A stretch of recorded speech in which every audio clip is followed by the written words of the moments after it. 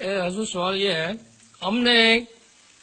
کبھی یہ نہیں سنا کہ کوئی حکومت کسی مذہبی فرقہ کو اقلیت یا غیر مسلم قرار دے۔ میرا خیال ہے کہ پاکستان میں احمدی مسلمانوں کو اس لیے غیر مسلم قرار دیا گیا ہے کہ احمدی مسلم تعلیم یافتہ ہیں اور خدمت خلق کے ذریعے پاکستانی عوام کے لیے بہتر ثابت ہو سکتے ہیں۔ اس لیے ملکی اور غیر ملکی حکومتیں یہ نہیں چاہتی کہ احمدی مسلم یہ کام کر سکیں۔ کیا یہ میرا خیال درست ہے یا کوئی اور وجہ ہے؟ 100% درست ہے۔ اصل بات جیلسی ہے۔ دیکھیں، آپ مسلمانوں میں سے علماء کی وہ تحریک جو خالصتاً احمدیت کی مخالفت پہ شروع سے وقف رہی ہے، ان کی تاریخ کا مطالعہ کریں۔ وہ ہر کوشش کے بعد، اپنی ناکامی کو محسوس کرنے کے بعد یہ سمجھ چکے کہ جو ہتھیار ہم نے احمدیت کو روکنے کے لیے استعمال کیے وہ کارگر نہیں ہوئے، احمدیت اس سے باہر نکل گئی، اور ان کا ایٹیچیوڈ سٹف ہوتا چلا گیا، اور زیادہ سٹف ہوتا چلا گیا، یہاں تک کہ انہوں نے سوچا کہ اگر قانون ان کو، ملکی قانون ان کو غیر مسلم قرار دے دے تو اتنی بڑی دیوار حائل ہو جائے گی ان کے ارد گرد کہ کوئی مسلمان سوچ بھی نہیں سکتا کہ اس دیوار کو پھلانگ کر پھر احمدیت میں داخل ہو۔ یہ بہت صحیح تجزیہ آپ نے فرمایا ہے۔ یہ دیکھنے کی وجہ، ان کا یہ مقصد نہیں کہ خدمت خلق نہ ہو،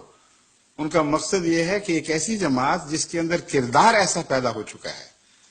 جو اپنے کردار سے کھینچتی ہے، اور کوئی حل ہمارے پاس نہیں ہے اس کی جو نشو و نما ہے اس کو روک سکے، اس پر وہ دیواریں کھڑی کرتے رہے، پہلے چھوٹی پھر اور بڑی،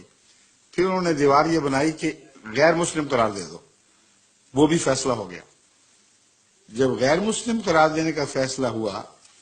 تو یہ بھٹو صاحب کے دور میں 84 کی بات ہے، 74 کی بات ہے۔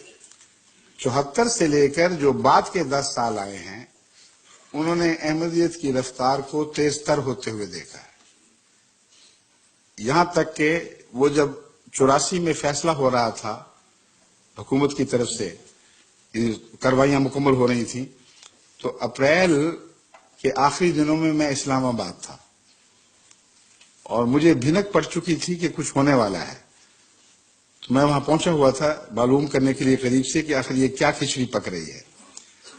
اس وقت حکومت کے لیے مسئلہ یہ تھا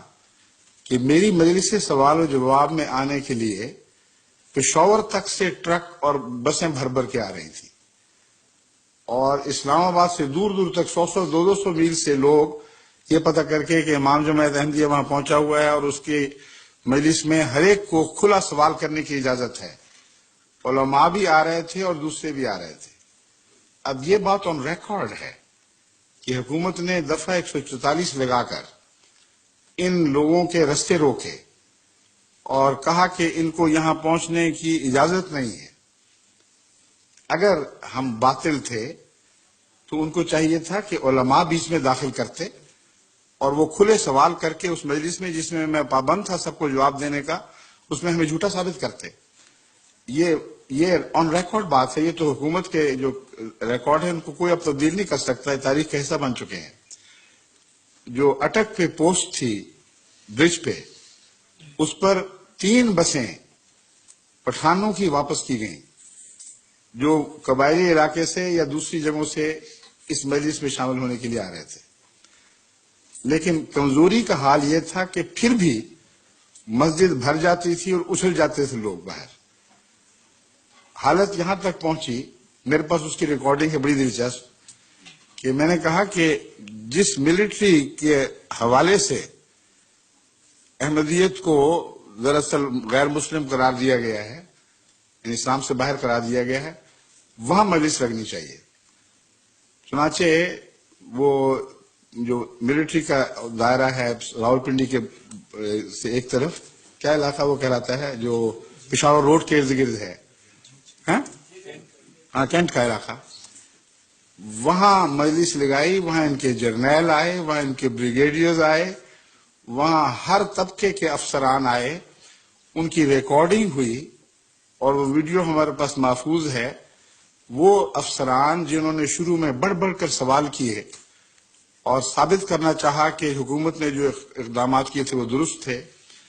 میرے جواب کے آخر پر بعض ان میں سے آپ کو روتے ہوئے دکھائی دیں گے،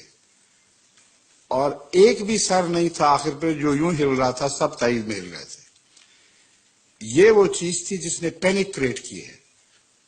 اور وہ فیصلے جو ہو سکتا ہے کچھ تاخیر سے ہوتے، وہ افراتفری میں جلدی کیے گئے ہیں پھر۔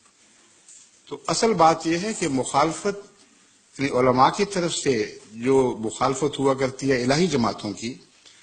اس کی دراصل بنیاد عقیدے کے اختلاف سے بڑھ کر جیلسی پر ہوتی ہے، اور یہی مخالفت کی وجہ حضرت مسیح کے زمانے میں موجود تھی، ورنہ کون سا ایسا عقیدہ آپ نے پیش فرمایا تھا جس پہ قیامت برپا ہو جاتی؟ یہی تھا نا کہ ایک گال پہ تھپڑ مارو تو دوسرا آگے کر دو، اس میں کون سی خطرناک بات ہے؟ مگر اس وقت کے علماء جانتے تھے کہ یہ انقلابی بات ہے، حالات ایسے پک چکے ہیں کہ اب یہی عقیدہ ہے جو پنپے گا، اور ظلم کا عقیدہ اب نہیں چل سکتا۔ وہی صورتحال احمدیت نے عملاً اسلام کے دائرے میں پیش فرمائی،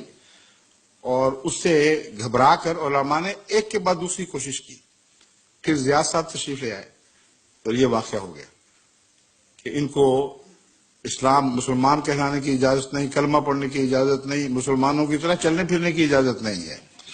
مسجد کو مسجد کہنے کی اجازت نہیں، اذان دینے کی اجازت نہیں۔ یہ سب کچھ کیا نا۔ یہ کرنے کے بعد عملاً کیا کیا؟